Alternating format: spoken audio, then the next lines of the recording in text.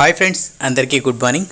మన ఏపీలో ఓటర్ల జాబితాకి సంబంధించిన ఫైనల్ లిస్ట్ని అయితే రిలీజ్ చేయడం అయితే జరిగిందండి. సో ఈ లిస్ట్లో మనకు అంతకుముందు ఓటు హక్కు ఉన్న వాళ్ళ యొక్క పేర్లు, అలాగే కొత్తగా ఎవరైతే అప్లికేషన్ చేసుకున్నారో ఓటు హక్కు కోసం, సో వాళ్ళ యొక్క వివరాలు కూడా మనకు ఈ లిస్టులో అయితే ఉంటుంది.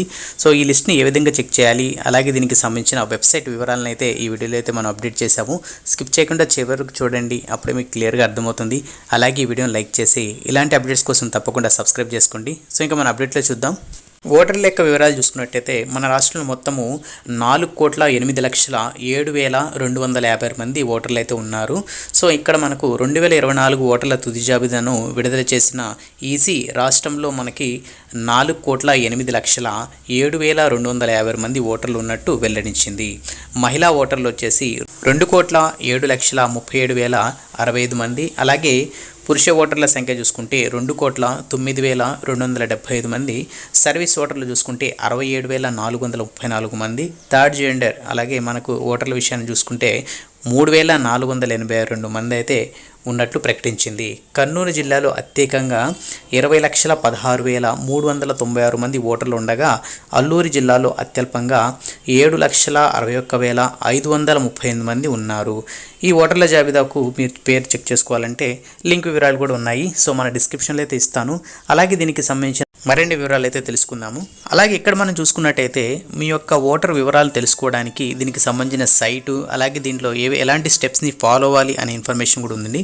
సో ఇక్కడ మన సైట్ వివరాలు చూసుకున్నట్టయితే electoralsearch.eci.gov.in ఓపెన్ చేసిన తర్వాత ఇక్కడ ఈపీఐఎస్సి లేదా మొబైల్ నెంబర్ ఎంటర్ చేస్తే మీ ఓటు ఎక్కడుంది అనేది చూపిస్తుంది. లేదంటే ఓటర్ హెల్ప్ లైన్ అనే యాప్లో లాగిన్ అయితే తెలుసుకోవచ్చు.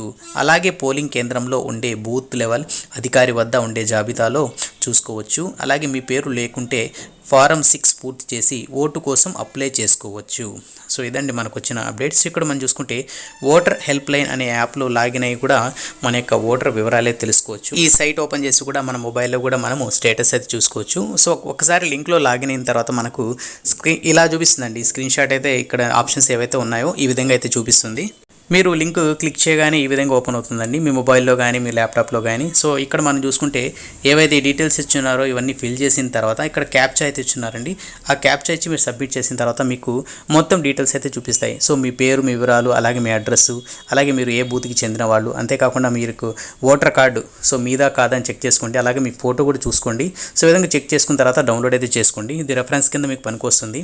సో ఈ విధంగా మనము ఈ లింక్ ఓపెన్ చేసి ఈ యొక్క మన యొక్క ఓటర్ వివరాలు సో పూర్తిగా మనదా కాదా, అలాగే ఏమైనా మిస్టేక్స్ ఉన్నాయా, లేదంటే మనకు అప్లై చేసిన తర్వాత కొత్తగా ఎవరైతే ఉన్నారో అప్లై చేసిన తర్వాత వాళ్ళ యొక్క ఓటు సంబంధించిన వివరాలు కరెక్ట్గా ఉన్నాయా లేదా, అసలు ఓటు అనేది వచ్చిందా లేదా అనేది చెక్ చేసుకోవడానికి అయితే అవకాశం అయితే ఉంటుందండి. సో ఇదండి ఈరోజు వచ్చిన మనకి లేటెస్ట్ అప్డేట్. సో ఒకసారి కామెంట్ చేయండి, మీరు ఒకసారి చెక్ చేసిన తర్వాత మీ వివరాలు మీకు ఏ విధంగా వచ్చాయి, కరెక్ట్గా వచ్చాయా లేదా జస్ట్ అని కామెంట్ చేయండి. సో దీన్ని బట్టి మన సబ్స్క్రైబర్స్ యొక్క వివరాలు అయితే తెలుస్తాయి. సో ఎంతమంది చెక్ చేసుకుంటున్నారు, సో ఎంతమందికి స్టేటస్ ఏ విధంగా చూపిస్తుంది అనేది. సో అలాగే ఇలాంటి అప్డేట్స్ కోసం మన ఛానల్ తప్పకుండా సబ్స్క్రైబ్ చేసుకొని ఈ వీడియోని లైక్ చేసి షేర్ చేయండి. మీ సపోర్ట్ ఉండాలని కోరుకుంటున్నాను. నెక్స్ట్ అప్డేట్తో మళ్ళీ కలుద్దాం. అంతవరకు keep smiling. Have a nice day.